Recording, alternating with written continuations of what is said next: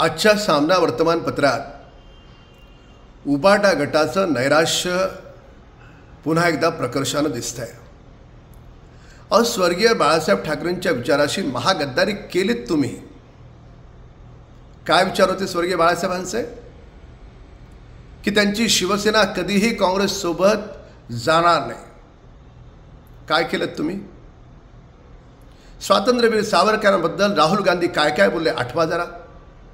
हिंदूंना सडकं, सनातन धर्माला शिव्या घातल्याच्या नंतर सुद्धा त्यांच्या सोबत जाऊन बसणारे तुम्ही धनुष्यबाणाबद्दल बोलताय।